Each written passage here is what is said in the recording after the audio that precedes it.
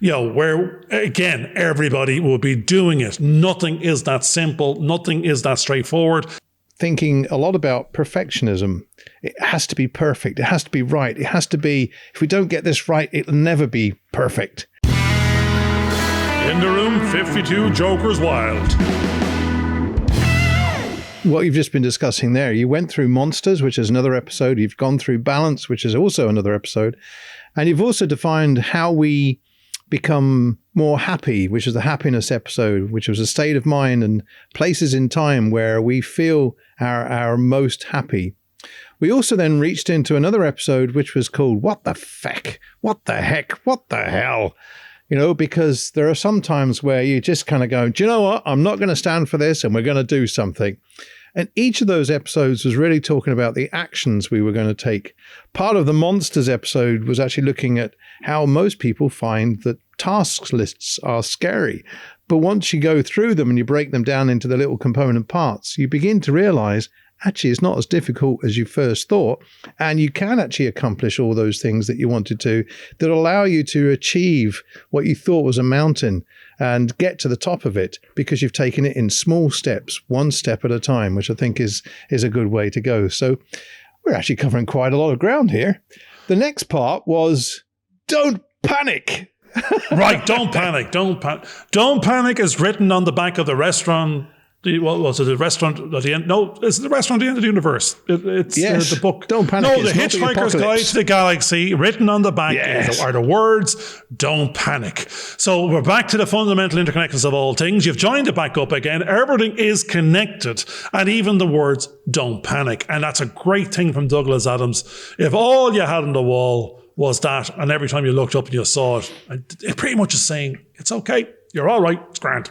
Now, admittedly, if you read the book, you're going, don't panic. It's the end of the world. You need to hitchhike the next spaceship out of here because this thing is getting blown up to make way for the hyperspace bypass. But you won't know it's time to panic because it'll already be over, you'll be gone. But doubling back for a second, it's being rational. It's like, I was talking about, again, to George and to the missus, saying, she'd hate me if I said that word in public, and now I've said it to the world. But it's okay. Nobody's listening. No one's watching, so it doesn't matter. It doesn't count. Unless George edits this bit out, puts it up, and we promote it. But I keep on seeing the problem. So I think of when we're running our particular course, there's 40 people here, going to the bathroom and doing what the bear does in the woods. And I'm going, and the sewer is just going to back up. And how am I going to cope with all this sort of stuff? The amount of activity going around. And then I started, don't panic. What the hell does that actually mean? It means there's 40 people here and so many of them have paid and they're the students and the others are the cast and the crew, and we're going out from here to do the whatever. We're making our film or we're making our episodical drama or what. It means everything is happening. It means an awful lot of things have already successfully happened, because for that action to be occurring, you've already got a fully booked course, fully paid for, fully staffed, fully crewed, actually on a day-by-day basis doing what it says on the tin, what everybody wants, and they're all enjoying it. But you have to have that going on, because that's the admin, that's the pain. Don't focus on it. Someone else can deal with it. It's a bill. That's all it is. So you get a cleaner, you get maintenance man or whatever it is. You've got more. You're creating employment. You're creating experience. You're creating future opportunities. Why would you be thinking about this? But that's where the mind goes for some people. They see the panic. They see the fear. They see the problems. They see the doo-doo in the woods. Whereas, what wood are you at? You're in a national park. You're on a holiday. You saw a bloody bear. The evidence is not. You've got to be more positive. And that's what we're trying to say. It's stop seeing the negative. Switch that 1 and 0 if you can to the positive, and don't concentrate on this. Take courage. Don't panic. Deal with the fears when they happen. Don't worry about them. And that's the thing, because as soon as you get rid of the fears, and as soon as you stop anticipating things too much and just let the thing flow, all these little happy accidents start to occur. Another one of our episodes, happy accidents that happened on the September the 11th this year. you start to build your field of dreams. And we know that we've got our field of dreams. It's under construction at this particular point in time. It is a work in progress. We are going to move it forward. And as we go forward and start to talk about it, all these little happy accidents are starting to occur, which give us the confidence that we're working in the right direction. We then found ourselves thinking a lot about perfectionism. It has to be perfect. It has to be right. It has to be, if we don't get this right, it'll never be perfect. And Garvin kept talking about, no, George, it's got to be the 80-20 rule. 80% of it will happen in 20% of the time. And you'll spend the other 80% of the time just trying to get that last 20% for perfection. So why on earth are you trying to reach perfection? It will never happen. Just be happy with the 80% and move on to the next thing. And that was an important part of that kind of process. And I think it was really good because it helped move through a lot of the fears that we were having. We could see things forward, and we could actually relax a little bit into just doing what we needed to get done. And now we can show a broad breadth of material that we've actually produced. We then had something called May the Force Be With You. Which is back to the universe, it turns out. Yeah. Yes, it is. Back to the universe. Yeah. It's the force. Use the force. Use the energy. Yeah. Get the energy and use it to make things happen. And that's it. Embrace the force, embrace the energy of the universe, because it's all these waves going back and forward. Breathe in the positive, energize yourself, the sun and its rays, makes you feel good. It's feelings and emotions, turn up, sunshine, new day born, embrace the day.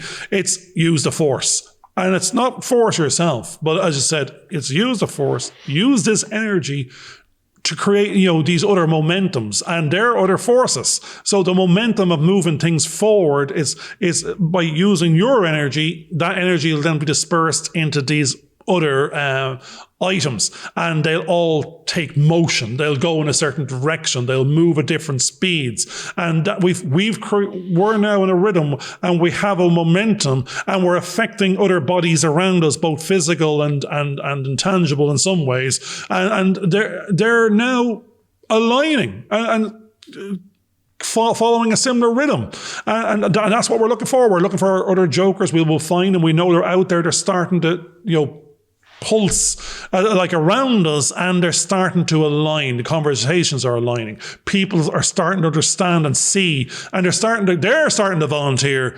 What are you doing? I thought that's what it was. How could we help? Or can I be part of that? Oh, can I be on your show? Or I've got something to contribute there. And that's the great thing. Now there's the languages. There's a show to be on.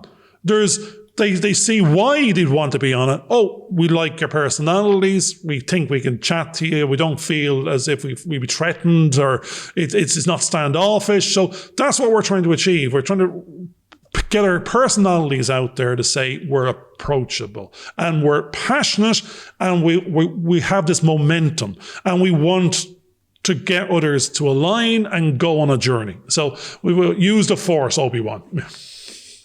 And the great thing is that we're constructing a path forward, and we're being self-directed in the way that we do that. And self-directed is we're finding ourselves being motivated. And actually, that's one of the reasons why these conversations are actually quite important, because after the conversations that we've had, we've been so motivated by the discussions that it has propelled us on to do things that we weren't necessarily looking forward to, because some of the tasks that we have to do are quite boring. They're not exciting things to do. They just take a lot of hard graft to get done so that you can actually see the things that we're doing. All the things that you construct need time and effort and patience to work out. Now, one of the other things is that through these kind of conversations that we've been having, we've been able to analyze different issues that would occur during the setting up of our academy, in producing a feature film, all these different things. And we've been looking at how do you minimize risk? Because quite often a lot of youngsters go out and they jump straight in and they haven't thought about it. And before they know it, they've got themselves hurt in some form or fashion, whether it's emotionally, physically, or they've hurt somebody else because they haven't thought the process through. And what we're now doing is we're, like Garvin was talking about, how on earth we need to make sure that people can go to the toilet when they need the toilet. They enjoy the experience they've got here. And the last thing they're going to do is if they're kind of going, do I need to run outside and run around a bush? That's not going to, they're not going to enjoy that. They're going to, we need to make sure they're comfortable and they feel happy and that we've minimized those risks. A very important episode that did turn up during these 52 episodes that we've done is this concept of don't give up. And that's really, really quite important because there are times where you can feel so pressured or life comes in and hits you with a right that you weren't expecting, tries to knock you off balance. And the point is not to give up. Keep on moving forward. And we know that a lot of folks on YouTube and some of the other platforms, because it is quite tough to get an audience, they've reached a point where they've almost given up. And just at that moment they were about to give up, something happened and it triggered a whole big audience coming to them, whether they weren't actually expecting. It was a left field one that came in. So that was an important part of our process, was not to give up. Your thoughts on all those things we've just discussed, the construct, self-direction, minimizing. It may have looked as if I was listening. I was probably asleep. No, again, I've got bad retention. That's why I have my weakness of talking. That's the next episode was called Honesty. Actually, that's being honest. There you go. My problem is I'm normally splurting out with what I want to say, because if I don't say it, then I'm the goldfish. I've already forgotten it. It's crystallizing. It wants out. If I don't put it out there and make it tangible in the auditory, it's gone. And you're saying, what was your little go-to saying there? I was listening. I let you have your say. I've forgotten my little cliche, so but pulling it back in, okay, turn up. That was a little bit of and courage. No, not courage, sorry. I'm mixing it all together. It's the worry, the courage, the fear, the give up. So don't give up. What we were saying is don't give up. Turn up. Turn up might just be get up out of bed, wake up. There's an awful lot of wake up, get up, turn up. Don't do nothing, do something, doing anything in a no-thing time. It doesn't matter, because mountains and molehills, it's every little step, every little anything on that mammoth task list is going to be a little tick. You're a step closer. But if you do nothing, and that nothing is usually caused by the fear and the worry, and what you're doing is you're filling yourself and you're tiring yourself with all this stuff that hasn't actually happened and the what ifs. And that's my problem. If I can recognize that as fast as humanly possible, that I'm going down that path, stop it. 0 and 1, turn it. Do anything else. Walk outside, do a little run, do a press up, go make a coffee, come back, reset. Don't panic. Do something, doing anything. And then, because there's a big list of stuff to do. And actually the weird thing is that balance of the 5 things of the health and the wealth and the family. Before we came onto this show, I was out cleaning the sewer. And I'm going, my God, then I had a quick shower and then came back in here and go, so my morning comprised of, that's why I have this fear of this, the sewers or this or that. It was more things get blocked up. That happens. Shit happens, literally. But deal with it. It's just what it is. Clean it up. Plunge it, get it working again, move on. It's not the end of the world. 20 minutes later, you're in front of here and you think you're talking to the planet, and you're talking about nicer things. But that is you've got to push through the pain to get the gain. There is no gain without the pain. There has to be a cost. Otherwise, everybody be doing it. Everybody's a winner. What then? You compete, there's no competition. If everyone's a winner, there's no competition. There's no challenge. Life is a challenge. If it's not, it's meant to be, because otherwise you're not actually growing. You're not learning. You're just existing. So there's a little bit of, we're turning up. I've shined my head. I brushed my teeth. I don't know what we're going to say next. We've turned up. Now let's have a conversation. Let's mull over a few ideas. Let's see if we can make the game here going forward is, can we make a difference to other people's lives? And I think that's what we've figured out. Our only way forward here is to start giving more than we get, start turning up more, create more relationships with no unrealistic expectations, and most of all, enjoy what it is we're doing. And if that passion comes across, everyone's a winner, babe, I think. And there's something that's quite interesting because as Garvin was talking about jumping into the sewers, I was kind of going, don't jump in, which is one of our episodes, don't jump in, which is one of the fears that we had because Garvin kept crawling back into his comfort zone and we kept saying, no, beware of the comfort zone ahead. We mustn't go back to that comfort zone. We need to break out. And Garvin's also been talking about the creating relationships and influencing people. And I think we're starting to do that. We're starting to see that through our little videos on LinkedIn, we are influencing the influencers in some form or fashion or it could just be the universities actually coming up with the same topics for them as we have. We're highly synchronous. and we're in synchronicity is actually definitely happening. Yeah, and it's all starting to happen. So yeah, we are jumping in. We're jumping in where everybody else is going as well and having a bit of a splash around and seeing what's going on. And then we had this idea of don't fall back, spring forward. And it was actually to do with the fact that the clocks were actually going back at the time that we actually discussed that one. But we also, Garvin actually discussed the idea, the concept that actually sometimes you fall forward as well as spring forward. And it sometimes caused a little bit of confusion, but not for us because we knew where we were going. We wanted to go forward. And that's the reason why we were springing in that direction. So we can create more relationships and influence people. Now, there's the thing. I'm thinking of other ones now. Once we're moving forward, we're not going back. Sometimes you have to take a step back to move 2 steps forward. That just means don't go down the wrong road into the silo when you know you're just digging a deeper hole. You sometimes have to step back and reassess and go, right, we know what our strategies, maybe the wrong strategy. We know what we want to achieve. That's not working. Reflect on it quickly and pivot. Whatever the language is, you can't keep on doing the same thing expecting a different result. So it's learn that.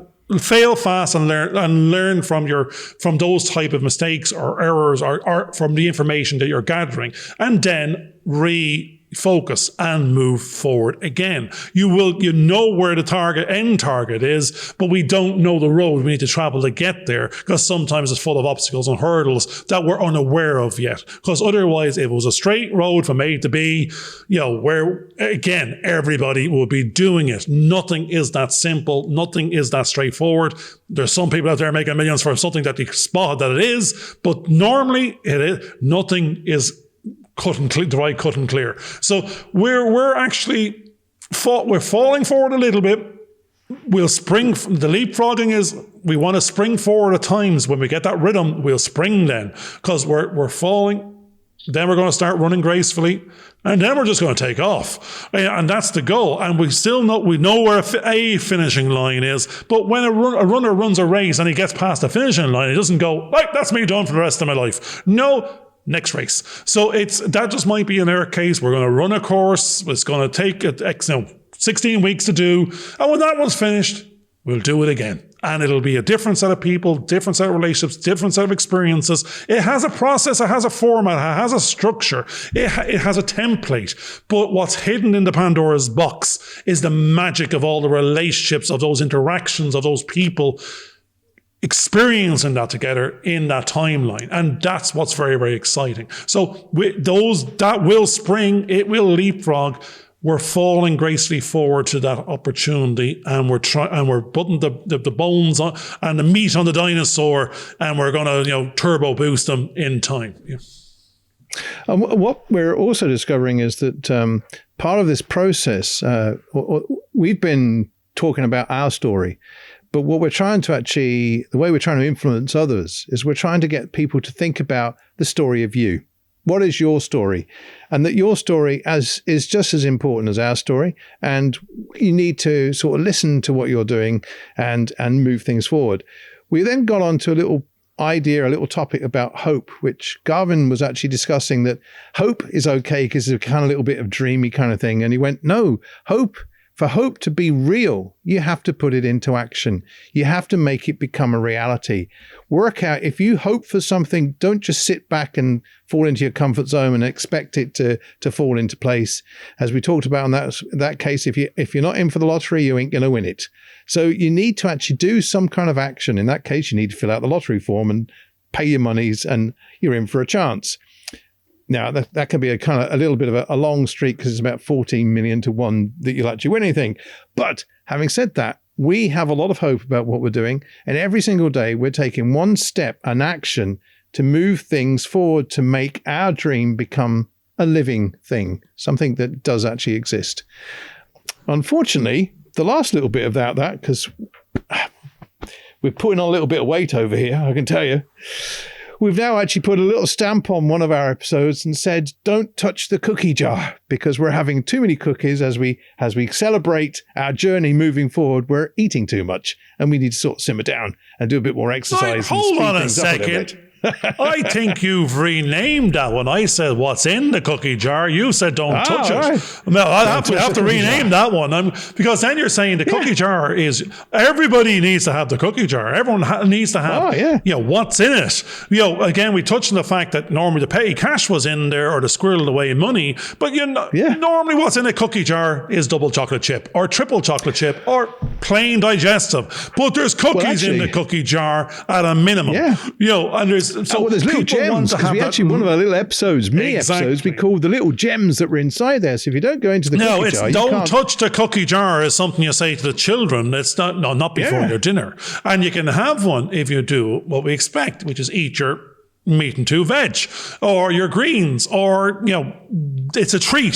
So the cookie jar, there is an end game of we want a cookie jar, because if there's no cream, if there's no treat for the work you do, then why are you doing it? If you're not getting that pleasure, that cookie or that gem out of it, then you're just killing time. You're existing. Now, at the most basic level, you're working for the money. The money is the minimum you're going to get. But that's just, job 1 versus job 2 for X rate a day. They're equal. It's still pain. You're not looking forward to going to work. You're going, I'm going because I have to, because there's a minimum base out of bills and we have to pay the bills. But there's very little cookies in the jar. It's just existing. So we want a full jar of triple chocolate chip, keep your digestives. Okay, if the digestive's in there, it's a lean month. But if the cookie jar is always full of triple chocolate chip, then you're going, something good is going on. The jar is full. It's always full. Or actually, forget the cookies. I want the stacks to cash. I want the petty cash to be falling out of the jar. And the petty cash is overflowing, which means God knows what the cash looks like if the petty cash looks like that. If you've got full cookie jars of petty cash left, right, and center. So we want it to be worth it. We want to turn up. We want it to be cream. We don't want to just be existing. We don't want a basic experience for our students. We want them to be, it's triple chocolate chip cookie everywhere they go. And that's what it needs to be. It's not, you hope it's going to be good. You've built it. That is not only going to be good, it's going to be better than good. And your pockets are full of cookies. Now, it's interesting because today is the 6th of November, and our current episode that's just gone out is an infamous number that in base 13, 6 times 9 is, Garvin? 42. 42. We've reached number 42. Tell us about 42, because that's the genesis of a lot of our discussions has come from the Hitchhiker's Guide to the Galaxy. It's the fundamental interconnectedness of all things again. It's the whole film, or a good chunk of it, was about 42. Or what about 42? 42 was the answer to the life, the universe, and everything. And we don't even know what the question was. And that then became the journey to find out what the question was. And as George said, it's not a straightforward what's 6 nines. It's 42 on base 13, but doesn't mean anything to anybody. It's what the hell is 42? It's what's the question? And the question, the journey was talking about this supercomputer deep thought. And it was given I do believe, if I get my facts right, that its purpose was to go off and calculate the question to the ultimate, to the answer. And it went off and it was doing whatever its thing, and it got destroyed before it actually printed out its last answer. But we won't worry about that. What we like is the fact that the wording of deep thought was the supercomputer. We are the supercomputer. Life, the universe, and everything is all about you. And that brings us back to the story of you. If you're not here and you're not alive, everything else doesn't matter. It doesn't exist because your consciousness is not there. Anything else is a figment of, well, it's not your imagination. So therefore it doesn't exist either. For it to matter, you need to matter. You need to turn up and interact with the universe. Create relationships with it and others within it in your life stream and your life and timeline. And 42 is the story of you. It's your deep thought, your brain, your ideas, your emotions, and what you fill it with from the day you were born till the day you die. You have an empty supercomputer. Your role is to fill it with as much, not necessarily information, learning. Let's say learning and growth and experiences, and that then empowers your supercomputer to come up with all these strategies and what ifs and dreamscapes. But the less you put in there, then the less you're thinking about, and your world and universe is a small, small place. If you were born in a cave somewhere like the bear, your universe, it's like the shark actually. A shark in a fishbowl will grow to the size of the fishbowl. The shark in the ocean grows to the size it fits. So don't live in a fishbowl. Move out, take your supercomputer for a walk, virtually or real, and start growing, start learning, and work out your own questions to the answer 42. Well, yes, interesting, because we've actually reached a couple of interesting ones. One is keep it simple and small, KISS. And the other one was kettle of fish. That was a kettle of fish. And you've just now put a shark into a bowl, which was almost a kettle of fish. And the next bit that we were going to start to talk about was the fact that we are now considering, as we move into episode 53-ish at some point in the future, of bringing another person into the mix. Hopefully it won't be a shark, and hopefully we'll be able to keep it simple. What do you think? No, there's the wrong thing. Basically, what the keep it simple is you want to make complex sound simple, so people can understand it. Every time I open my mouth, I'm talking in 4 dimensions. I'm highly complex. I'm not aware of my audience, and I'm not making it simple for them. I don't care if they don't understand what I'm saying. This is my past tense. If they don't understand me, then it's the wrong audience. I'm not here to teach them. Well, now I have to realize that, no, be aware of your audience and try and bring them along with you. And if you can master the art of making complex simple, then you're going to win. You're going to win. Now, delivering complex simply is where the contradiction normally comes in. People want, that's very simply sound. It must cost very little. And I said, our simple model is 40 people moving in multiple directions in a highly complex scenario over 16 weeks. So there's nothing simple about it. We're making it simple. It's simple to us, but to someone else, it's highly complex. So keeping it simple is be aware of your audience and align the language, and, don't bring them along with you. But make complex simple. That's come up with a business model that then has massive value that can be transferred, from country to country and year to year and place to place. And then you touched, what was a kettle of fish, the shark. We want to be a shark. As I said, we want to be a dolphin friendly shark. We don't want to be a pinguine. We don't want to be following the crowd. We don't want to be one of the many. Sharks are the kings of the ocean. Sharks are, they're there since the dawn of time. People are in awe of it. You don't mess around with Jaws. Now, at the same time, if he's friendly and approachable and we can put that sort of mask on, then it's like, why do they call it Shark Tank? They don't call it Pinguine Tank. So we want to be a shark. Killer shark, don't know, but we want to be an approachable shark. We want to be shark and sharp. We want to be respected. We want to be understood. We don't want to be taken for granted. Everyone out there wants that as well. Dress sharp, dress like a shark. Shark Tank. That's the money. You want to be the money. You want to buy and sell businesses. Everyone else is turning up going, give me, help me, show me, make me. We go, no. We're not going to be on that side. We want to be on this side, helping you, making you, facilitating you. The shark can do that. We'll bring the shoal along. And the great thing there is that Garvin has actually been setting out what our goals were, which is another episode. And this could be a once-in-a-lifetime opportunity that we hope to inspire you into doing your life stream, which is hopefully making a feature film, and want to become a producer, a director, or a writer on that and learn all those processes. We then had Show Me the Money, which is an interesting exercise. And I'm going to stop you and show you the money, because that's the one thing. Life and money.